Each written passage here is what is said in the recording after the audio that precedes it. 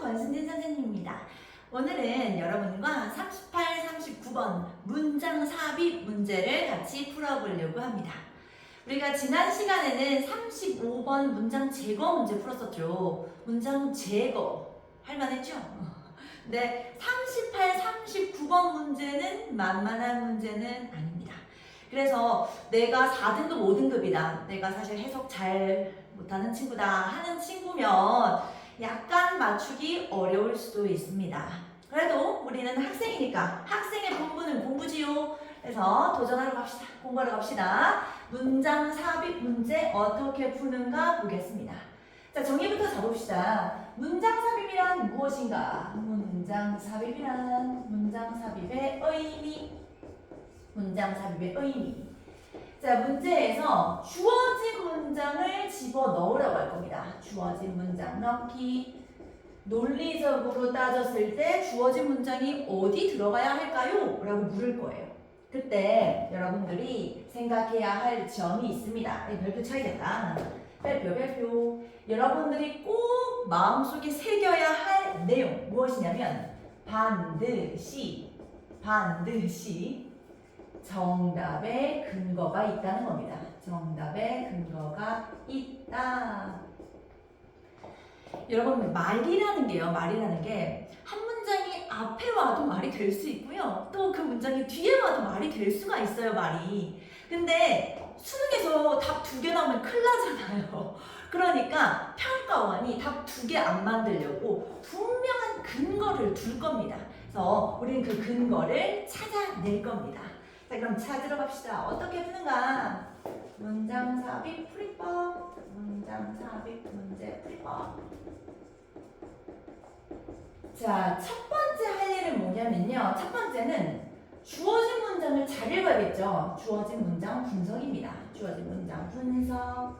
만약에 주어진 문장에 뭐 관사라든지 지시사라든지 대명사라든지 뭐 연결사라든지가 등장한다. 그럼 감사입니다. 땡큐예요. 땡큐. 뭐 정관사, 더 명사. 앞에 명사가 나와야지 더 명사로 받을 수 있잖아요. 지시사, 서치 명사. 그런 명사. 앞에 명사가 나와야지 서치 쓸 수 있잖아요. 대명사도 그들 하려면 앞에 그들이 누군지 나와야 될 거 아니에요. 그렇죠? 그리고 연결사는 너무나 중요하다 했습니다. 연결사는 문장 삽입 문제뿐만 아니라 모든 문제에서 중요해요. 연결사 정리돼 있나? 연결사? 혹시나 정리합시다. 정리돼 있겠죠, 당연히. 연결사 정리합시다. 연결사. 당연히 정리되어 있을 거라고 생각합니다. 자, 확인해 봅시다. 되어 있는가? 자, 인과 관계를 나타내는 연결사 뭐 있어요? 그래서 여러분 머릿속 뭐 있어요? 그래서 뭐 thus, so, therefore, consequently 떠올라야 됩니다. 역접 해봅시다. 역접. 반대로 뒤집을게요. 역접. 뭐 떠올라요? 여러분 머릿속. but, however, 그렇죠? still 같은 거 떠오르겠죠? 환원 해볼까요? 환원. 재진술 해봅시다. 재진술. 다시 한번 이야기할게요. 뭐 떠올라요?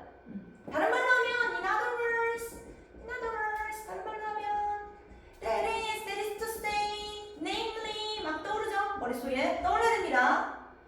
자, 이번엔 첨가해볼까요? 첨가. 비슷한 것도 더 해봅시다. 뭐 있어요? 여러분 머릿속. additionally, 그렇죠? additionally 추가적으로 뭐 besides 게다가 moreover 막 떠올라야 돼요. moreover. 예시 해봅시다. 예시. 추상적인 거 붙여야 해봅시다. 예시 뭐 있죠? for instance 있겠죠? 마지막으로 강조해볼까요? 강조 뭐 있어요? 강조? in fact, indeed, actually 이런 거 있겠죠? 여러분 머릿속에 아마 떠오르는 것들이 있을 겁니다. 연결사는 너무나 중요합니다. 왜냐하면 연결사는 명시적 단서예요. 명시적 단서. 대놓고 단서 주는 겁니다. 연결사가 보이면 바로 손이 반응해야 돼요. 바로 체크. 너무 중요합니다. 자, 그럼 이렇게 명시적 단서 말고요. 은근히 단서 주는 게 있어요. 그게 뭐냐면 바로 글의 구조입니다. 자, 자주 나오는 글의 구조. 자주 나오는 글의 구조 한번 정리해 보겠습니다. 여러분들 그 학교 동아리 뭐예요? 동아리? 선생님 반 친구들은 대부분 법률 동아리더라고요. 법조인 되겠다는 친구들이 많았는데 바야흐로 20년 전 선생님 때는 나 때는 말이야 쌤 때는 쌤은 무슨 동아리였냐면 선생님은 문예창작부였어요. 쌤은 글 쓰는 걸 좀 좋아해가지고 고등학교 때 글을 많이 썼었거든요. 근데 쌤처럼 글 쓰는 사람들은요 아무렇게나 글을 쓰지 않습니다. 글의 구조가 정해져 있어요. 자주 쓰는 글의 구조, 그걸 알려드리겠습니다. 자, 제일 대표적인 건 뭐냐면요 주제 나오고 예시 나오는 형식이에요. 그래서 일반적인 거, 추상적인 거 나오고 그리고 내 이야기를 못 알아먹을까봐 구체화시키는 거, 그거 제일 많이 쓰고요. 또 많이 하는 게 통념, 일반적인 생각들 나오고 반박해요. 너 이렇게 생각하지? 아니에요 하는 거, 통념 많이 하고요. 그리고 뭐 당연히 문제가 있다. 그럼 독자들이 해결책 뭔데 기다릴 거 아니에요? 문제가 있으면 해결책을 주어야 한다. 그리고 또 글쓰기 좋은 게 비교 대조 이용하면 글 쉽게 써져요. 그래서 주제가 있고 비교 대조 이용하는 방법. 그래서 두 대상 가지고 공통점, 차이점 통해서 내가 하고 싶은 말 하는 거. 그런 방법도 있고요. 그리고 자문자답도 할 수 있겠죠. 그렇죠? 질문하고 그리고 내가 대답하는 거, 답변. 뭐 원인이 있으면 결과. 당연한 거죠? 이런 식으로 글이 쓰여집니다. 즉, 꼭 for example이 없더라도 추상적인 게 나오면 아, 구체화 되겠구나를 우리가 알 수가 있는 거죠. 이런 자주 나오는 글의 구조를 통해서. 이런 것들은 다 힌트입니다. 그래서 관사, 지시사, 대명사, 연결사를 통해서 문장을 잘 분석을 한다. 자, 분석을 끝냈어요. 그럼 두 번째 할 일은 무엇이냐면 두 번째 할 일. 이제 주어진 문장 앞, 뒤를 예측해야 됩니다. 앞, 뒤, 예측. 상식선에서 주어진 문장 앞에는 무엇이었을까? 또 주어진 문장 뒤에는 아마도 이것이 올 것이다. 예측을 해야 돼요. 만약에 예측이 불가하다면 저는 논리가 좀 부족합니다, 선생님. 그렇다면 우리 긍정인가 부정인가 라도 해봅시다. 그렇죠? 앞부분이 긍정적인 플러스일까? 그다음 뒷부분이 부정적인 마이너스일까? 이 정도라도 우리 좀 예측을 해봐요. 자, 예측이 끝났습니다. 그럼 뭐합니까? 주어진 문장 집어넣어야겠죠. 그래서 글의 흐름이 끊기는 곳을 찾고 넣을 겁니다. 글의 흐름이 끊기는 곳 찾기. 찾고 넣어야겠죠. 글의 흐름이 끊기는 곳이 분명히 있습니다. 분명히 대명사라든지 아니면 지시사. 가리키는 게 분명히 없어요. 근데 대명사, 지시사 쓰고 있다든지 아니면 막 어색한 연결어가 있다든지 분명히 있습니다. 이 끊기는 곳을 딱 찾아가지고 이제 넣어야 돼요. 마지막으로 넣자. 주어진 문장 삽입 넣으면 되겠습니다. 그리고 마지막으로 쌤이 첨언을 한 게 해야겠어요. 첨언이 뭔가요? 하지 마세요. 첨언이라는 것은 덧붙여 말한다는 겁니다. 첨언. 자, 이렇게 순서대로 풀었는데 근데 답이 진짜 헷갈릴 수가 있어요. 아, 4번인가 5번인가 그것이 문제로다 이럴 수가 있어요. 너무 헷갈리면 어떻게 하냐면 장문독해 풀고 오세요. 장문독해 풀고 오세요. 40번대 가서 이야기 한 편 읽고 오세요. 그래서 마인드 세팅 다시 하고 다시 두 가지 보기를 보게 되면 아마 답이 보일 겁니다. 자, 그럼 우리 한번 풀어봅시다, 같이. 자, 어마무시한 문장 삽입 문제입니다. 주어진 문장은 잘 읽어야 됩니다. 주어진 문장 분석 시작하세요. 명시적 단서가 있는가? 한번 분석해보세요.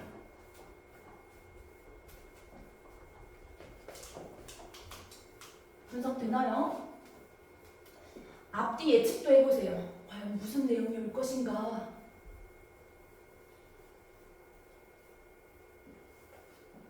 예측되시나요?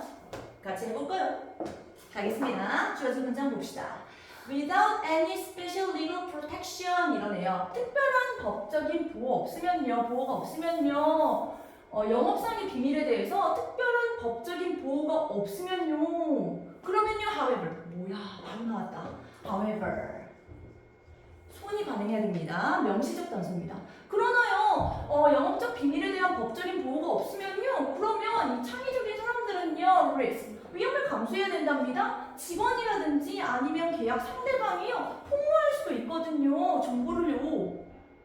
자, 주어진 문장 앞뒤는 무엇이 나올까 생각해 보겠습니다. 주어진 문장 다시 갈게요.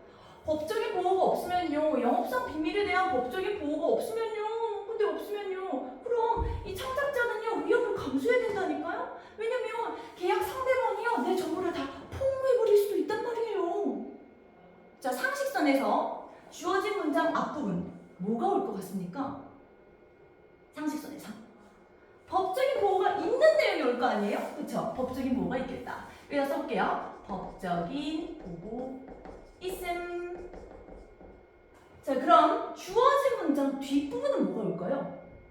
법적인 보호가 없으면요, 그럼 정보 다 폭로해버려요. 법적인 보호가 없을 때 생기는 부정적인 일이잖아요. 그죠? 법적인 보호가 없을 때 생기는 부정적인 영향. 이 정도로 한번 써볼게요. 자, 이렇게까지 못 잡았다 할지라도 플러스 마이너스라도 우리 해봐요. 그러나 있잖아요, 법적인 보호가 없으면요, 창작자는요, 위험을 감수해야 돼요. 직원이 내 정보 다 폭로해버릴 수도 있어요.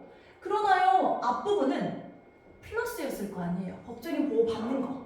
그리고 주어진 문장 다음은 부정적이잖아요. 마이너스. 폭로하고 일 날 거 아니에요. 자, 이 정도까지라도 잡고 우리가 출발하도록 하겠습니다. 자, 그럼 출발해봅시다. 볼까요?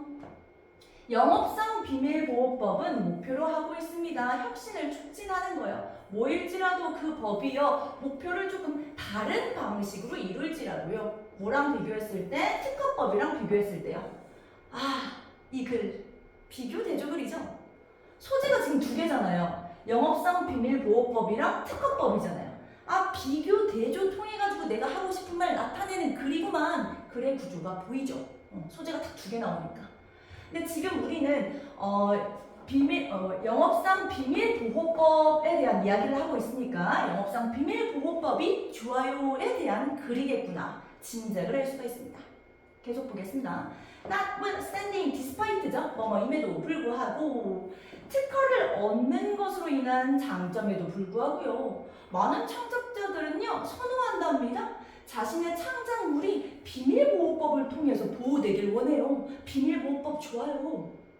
이 사람들은요, 생각하는 거예요. 대비에 비용이라든지 지연이요, 특허를 추구해서 생기는 비용이라든지 지연이 너무 크다고 생각하는 거예요. 그래서 뭐라고 생각하는가 봅시다. 그래서 오히려 비밀보호법이 더 잘 보호해준다, 내 투자를. 그리고 비밀보호법이 오히려 증가시켜줘, 내 수익을. 이렇게 생각하는 거예요. 비밀보호법 좋아요. 하고 나서 보세요. 사람들은 또한 생각합니다. also, 또한.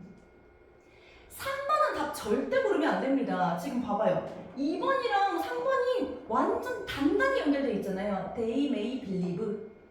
They might also believe. 아예 똑같은 거잖아요. 3번은 절대 고르면 안 되는 거예요. 계속 봅시다. 또 뭐라고 사람들이 생각하는가? 생각하고 있습니다. 어떻게 생각하는데요? 창작물이 아주 잘 활용될 거라고 생각합니다. 장기간 동안에요. then 뭐보다요? 특허가 보호해주는 것보다요. 비밀보호법 아래에서는 더 잘 보호될 거야. 오랜 시간 보호될 거야. 이렇게 생각을 한대요. 그 다음 문장 볼까요? 일단 정보가 폭로되면 갑자기 이상하잖아요? 지금까지 비밀보호법에 의해서 잘 보호되고 있었어. 갑자기 아이디어가 폭로되면 갑자기 지금 잘 보호되고 있는데 갑자기 붕 뜨잖아요. 4번이구만. 4번. 자, 그럼 한번 넣어봅시다. 맞는 거 넣어볼게요. 그러나 있잖아요, 만약에요, 영업상 비밀에 대한 법적인 보호가 없으면요, 그럼 창작자는요, 위험을 감수해야 돼요. 직원이라든지 아니면 계약 상대방이요, 내 정보를 다 폭로해버릴 수도 있다니까요.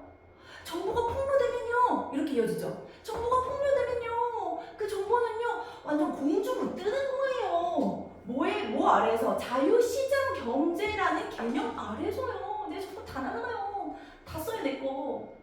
그런 공경이요, 우드리드 이끌게 된다니까요. 창작자, 어떤 창작자인데요? 이 비밀 추구를 했던 창작자, 외쳤던 그 창작자가 이제 쓰는 거예요. 무자비한 자금을 쓰는 거예요. 자원을 쓰는 거예요. 뭐 하려고? 지키려고요. 안 되겠다. 아무래도 지어야겠다. 지켜야겠어. 내 정보를 지켜야겠어. 울타리 만들자. 그래서 돈을 막 갖다 쓰는 거예요. 그렇죠? 그리고 또 어떻게 하는데요? limiting. 제한하려고요. 제한하려고 돈을 또 쓴대요. 뭘 제한해요? The number of people. 사람들의 수죠. 어떤 사람들. 내 정보에 접근할 수 있는 사람들의 수를 제한해야겠어. 그래서 또 돈을 또 갖다 쓰는 거예요. 이런 일이 일어나요. 정답 4번이고. 자, 근데 잠깐. 자, 여러분이 5번은 안 되나요? 이렇게 생각을 할 수가 있어요. 5번은 안 되나요? 한번 볼까요? 5번. 주어진 문장이랑 5번 뒤에 이어지나 잠깐 볼게요. 그러나 있잖아요. 영업상 비밀에 대한 법적인 보호가 없으면요. 창작자들은요, 위험을 감수해야 된다니까요. 직원이요, 정보를 다 폭로해버릴 수도 있어요. 다음 5번 뒤에 볼까요? 그러한 공격이요, 이끌게 만든다니까요. 창작자가요, 엄청난 양의 자원을 쓰게 돼요. 왜 자원 쓰는데요? 지으려고요. 뭘 지으려고? 울타리 지으려고요. 자기 시설 주변에요. 내 정보 아무도 못 가져가.